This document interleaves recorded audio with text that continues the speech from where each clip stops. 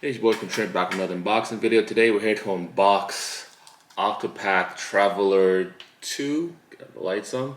So I played Octopath Traveler 1. It took me a while to get through it. It's a JRPG. So if you're not a huge fan of JRPGs, this may not be up your alley. But if you are, I think it's pretty good. It has some really good 2.3D graphics. So it still has that charming, like, 16-bit look to it, but the backgrounds are this gorgeous 3D flowing, moving backgrounds that are just amazing. And the voice acting to me is actually pretty good.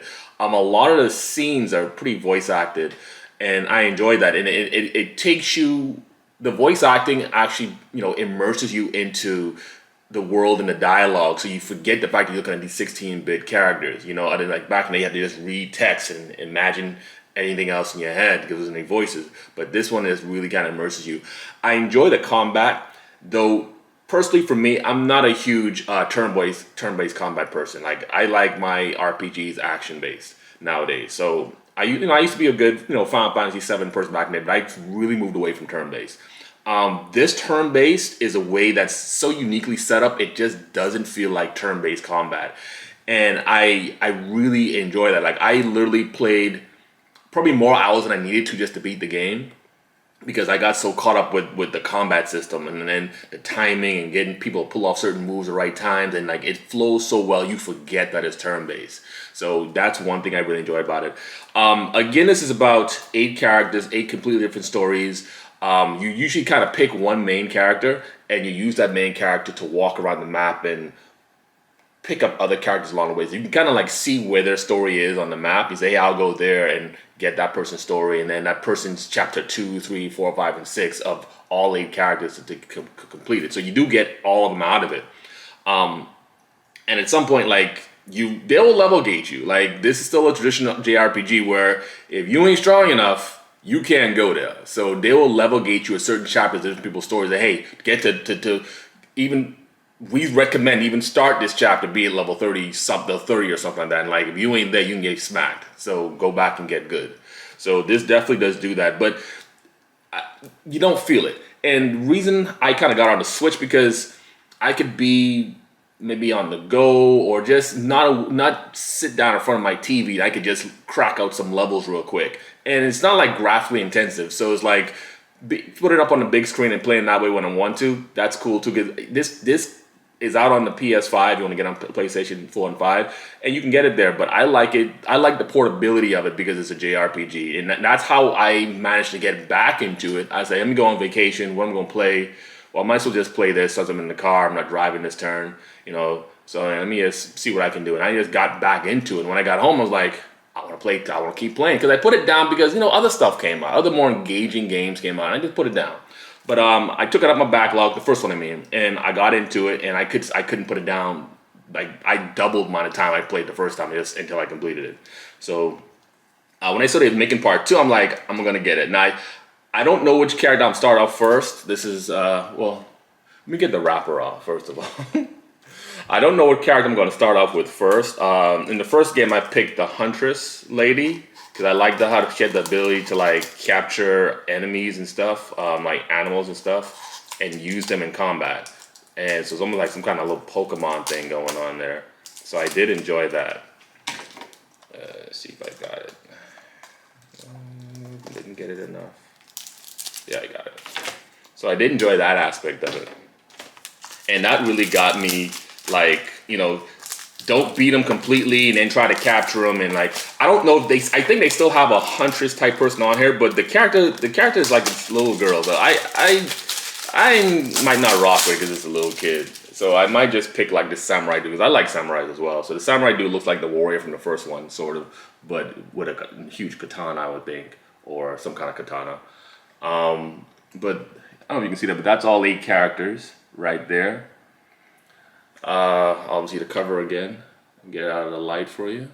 Octopath Traveler 2. Let's check out the inside. No art on the inside, guys. It's just white. That's crazy to me. But they give you this. Obviously the game, physical. Always go physical with Switch. Always go physical. Now, one thing I did seen I liked when I was on Best Buy's website, pre-order bonus. So the pre-order bonus that I got the day before release, I noticed it. I'm like, I guess I'll go buy it. Let me see what's out. And it's like pre-order bonus, steel case. Let me get that. So it's a free Steelbook, so you can't go wrong with that. You know, it's something to really store it in, other than this blank case, as you can see.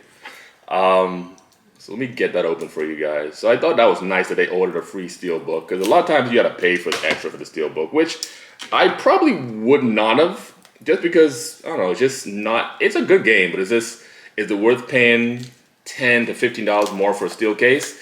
Not always. Not, but free, I am do free. Like, who don't like free? Just pre-order.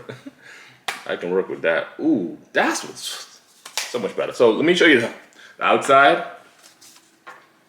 Get out of the light. Oh, there's a lot of reflection. I'm sorry.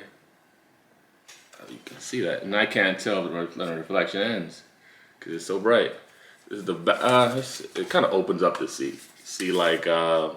The backside is mostly them sitting around a campfire, and it kind of goes into the rest of the cover. So that's pretty cool, pretty charming. The inside is amazing. Like, it has like all the characters there, their unique backgrounds, and whatever environment that they're in. I only glimpsed that, I'm guessing. But yeah, it's right. Obviously, like the huntress is there with the owl over her back. So she has like pets and stuff, samurai guy, and there's Horus the dancer, scholars, cleric, the thief, and like it's nice. Like, and sometimes like really viewing the artwork gets you in the mindset, so when you actually play the game, you know exactly what they're supposed to look like. So when you hear the voice, you attach it to that character that you see in the artwork. And I appreciate this artwork. Like, this supposed to be in here.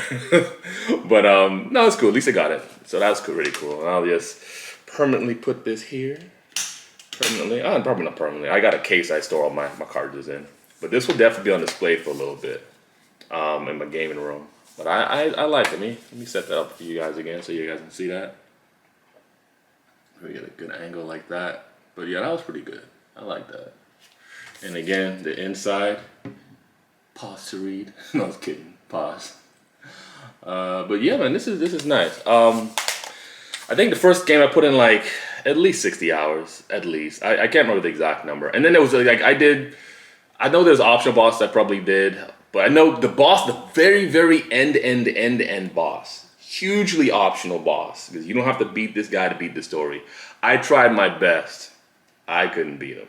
And I wasn't about to like cheese or something like that, or find a cheat code to get around it. So I'm like, it is what it is. But he expected like every character to be almost max level, and even at that, you wasn't guaranteed to win because he was so many different forms, so much stuff going on. It was like it was damn near impossible to beat him. I'm like, you know what? I'm good. And I think if I remember correctly, like you didn't get to him till you beat all the regular bosses. 1, 2, 3, like throughout the entire game, you play all the regular bosses until you got to him, and whatever life you had left, then you got to fight him. I'm like, ain't no way. I'm good. I did it a couple of times. Took you almost an hour just to get to him, and then you could lose within 10 minutes. I'm good. But the journey was good. But that's just an additional part of the story. Like, here's this omega boss that if you want to really test your might kind of thing. This is well after the story is completed. Now you complete all the stories. Here's extra stuff. So either way. But definitely worth picking up. Octopath Traveler is on Xbox Game Pass. It's unfortunately leaving this week. So it's on its leaving soon. This is February 28th I'm recording this. So this week is on this leaving soon list. So if you want to see what it feels like, definitely just download it, play it for a couple hours or a couple of days, whatever they got time left. And if you enjoy it, then go buy it. Buy it for the cheap while it's on there. And then if you finish it and you want to get some more in, get part 2. Now, unfortunately, part 2 is not on Xbox yet. Hopefully, it does come to Xbox. It wasn't day one with Xbox. I think this came on a Switch first. I want to say part 1. I'm surprised this came on a Switch and PlayStation and on Xbox with part 2, but it's Square Enix. They partner with PlayStation a lot, so it is what it is. But definitely give it a shot on Game Pass. You want to just test it out, just want to try it. All right. Don't forget to like, share, subscribe, and comment. Your boy, I'm out of here. Peace.